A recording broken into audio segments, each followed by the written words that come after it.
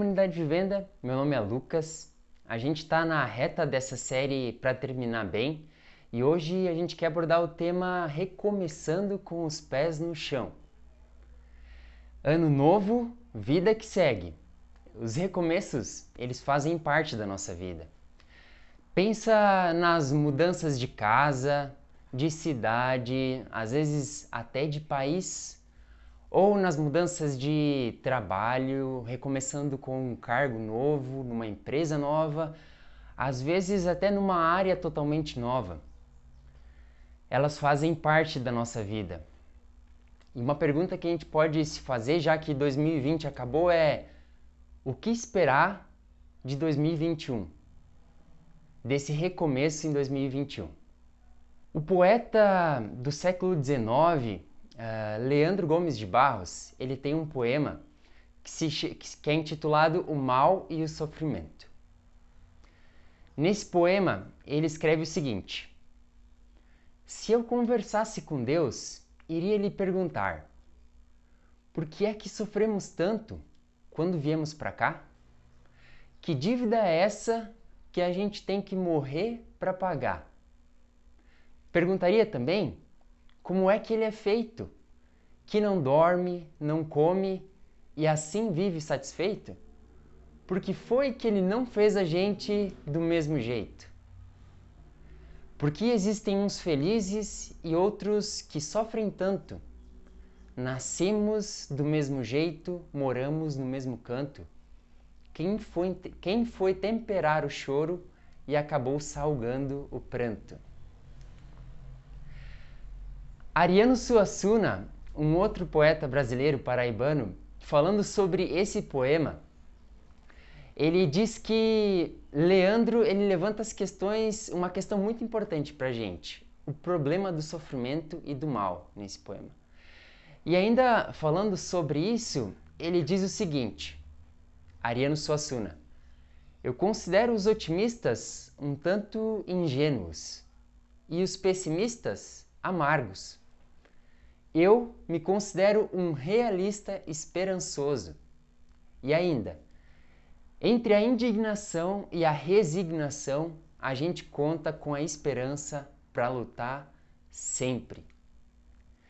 O que Ariano Suassuna estava falando aqui é quase como uma paráfrase do que Jesus falou para os discípulos perto de 2000 anos atrás. Na Bíblia a gente lê dessa forma: eu lhes disse essas coisas para que em mim vocês tenham paz.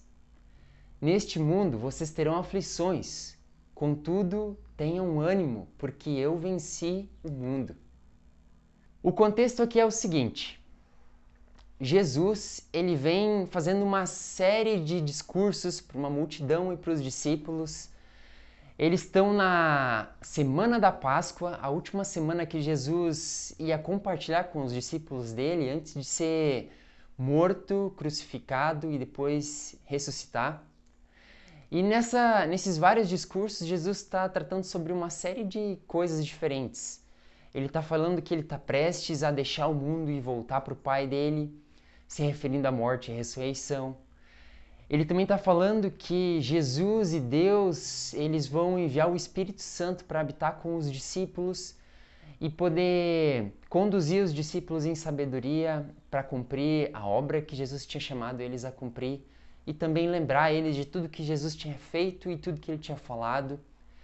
E também Jesus está lembrando eles de que eles vão passar por perseguições severas, inclusive com a possibilidade de serem mortos por conta dessas perseguições.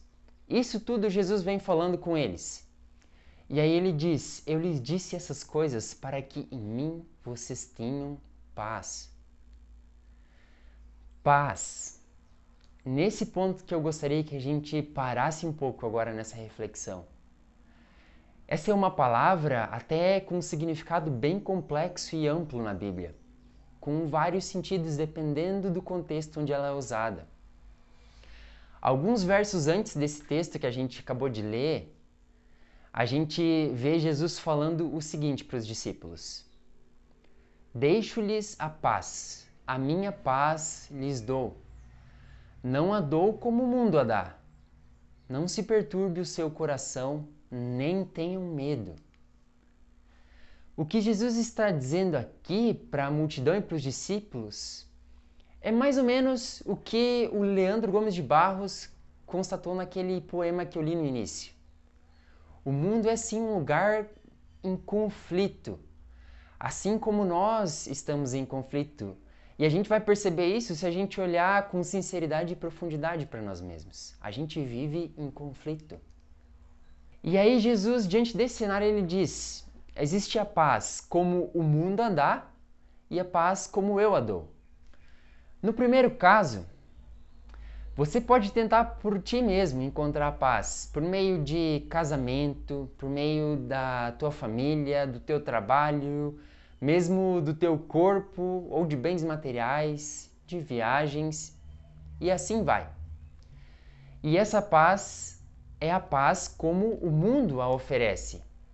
Acontece que, num momento, essa paz pode ser tirada de ti. E no momento que você perde qualquer dessas coisas, isso vai te levar novamente a um conflito. Até que tu substitua isso por outra coisa e passe todo o processo novamente. Essas coisas finitas e presentes aqui, elas simplesmente não têm a capacidade de nos oferecer uma paz que é definitiva e duradoura. E por vezes a gente passa a vida toda correndo atrás dessas coisas e segurando com unha e dente nelas. E de repente, de um momento para o outro, a gente perde e o nosso mundo desaba. Foi basicamente o que aconteceu no tempo de pandemia, com todas as pessoas que precisaram ficar longe de entes queridos, ou que perderam o trabalho, e por aí vai. Ela simplesmente não é uma paz que dura. Mas existe o que Jesus está falando como a paz que Ele oferece. E daria para dizer que essa paz ela tem pelo menos dois aspectos. O primeiro aspecto é sobre a entrega de Jesus para morrer em nosso lugar, tomando sobre si o castigo que nos pertencia por conta do pecado e nos ofertando a paz com Deus.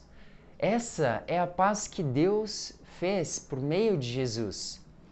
E também na Bíblia, em outro lugar, a gente lê o seguinte: mas Ele foi transpassado por causa das nossas transgressões, foi esmagado por causa das nossas iniquidades. O castigo que nos trouxe paz estava sobre Ele, sobre Jesus, e pelas suas feridas fomos curados. É por isso que mais tarde também Paulo pode escrever o seguinte: agora que fomos aceitos por Deus pela nossa fé nele, nós temos paz com Ele por meio de nosso Senhor Jesus Cristo. Esse é o primeiro aspecto da paz que eu gostaria de pontuar para vocês, a paz que Jesus oferece, a paz que Deus fez por meio do sacrifício do próprio Filho dele. O segundo aspecto, ele é quase como uma consequência desse primeiro. Ele tem a ver com a libertação das ansiedades e o pânico em meio ao estresse e às preocupações da nossa vida cotidiana. A paz que nos oferece essa libertação. O mesmo cara, o Paulo, um tempo depois ele escreve o seguinte: não andem ansiosos por coisa alguma, mas em tudo, pela oração e súplicas e com ação de graças, apresentem seus pedidos a Deus. E a paz de Deus, que excede todo entendimento, guardará o coração e a mente de vocês em Cristo Jesus. Dessa forma, a gente pode, como o Ariano Suassuna, mas ainda antes dele, como Jesus chamou os seus discípulos, a sermos realistas esperançosos, podendo dizer: neste mundo vocês terão aflições, contudo tenham ânimo, eu venci o mundo. É isso que Jesus nos diz. Então, 2020 acabou. E como a gente recomeça com os pés no chão? Eu diria que um primeiro ponto seria sabendo que, mesmo com tudo aquilo que a gente espera para o ano de 2021, como por exemplo a vacina para o Covid-19, ou qualquer outra coisa que a gente possa esperar para esse ano que começou, uma coisa é certa: sempre vamos lidar com a realidade das aflições que fazem parte do mundo que a gente vive. Esse é o primeiro aspecto. Mas essa não é a palavra final, porque a despeito dessas aflições que fazem parte da nossa vida, a gente tem diante de nós a oferta de um caminho de paz, que foi conquistado por Jesus, que entregou a vida dele, tomando sobre si o que nos pertencia. Mas ele ressuscitou para que a gente pudesse ter uma nova chance de recomeçar. Dessa forma, ele nos oferta uma paz que nada mais pode nos oferecer, duradoura e constante. E o que a gente pode fazer com isso? Eu quero te convidar a entregar, confiar e buscar essa paz que Jesus está te oferecendo hoje. E também seja um meio, um veículo dessa paz, onde você está. Com a tua família, com os teus amigos, com os conhecidos que tu tem e aí por diante.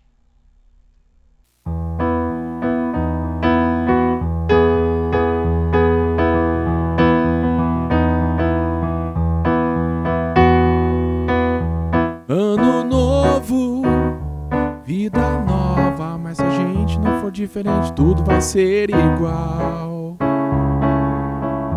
Novas estações, outras emoções, mas se a gente não for diferente, tudo vai ser igual. Se a gente não ficar numa boa, se ficarmos estressados à toa, se não nos importarmos com as pessoas, tudo vai ser igual.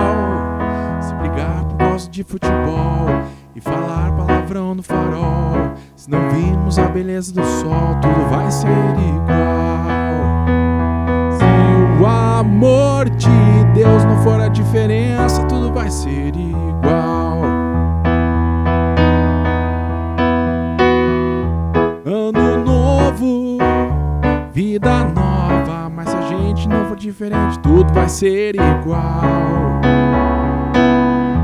Novas estações, outras emoções, mas se a gente não for diferente, tudo vai ser igual. Se valorizar aquele amigo, se olhar só para o próprio umbigo, se não se importar com quem ferido, tudo vai ser igual. Se a gente não quiser perdoar, se a mágoa persistir no olhar, se você não conseguir se casar, tudo vai ser igual. Muito amor de Deus aí na sua casa vai ser muito legal. Muito amor de Deus e o teu ano novo vai ser sem igual. Pois sem o amor de Deus, tudo vai ser igual. Tudo vai ser igual. Tudo vai ser igual. Então, pessoal, estamos começando o ano e para você que não está inscrito no nosso canal, faça isso. Também você pode ativar o sininho. E queremos dizer o seguinte, que nesses primeiros dias do ano, e especialmente nas datas que normalmente a gente tem as reuniões Zoom, tanto de adolescentes quanto aquela de oração, nós não vamos ter as nossas reuniões, mas a gente vai comunicar a vocês quando nós voltarmos a ter esses encontros. No mais, um grande abraço para vocês.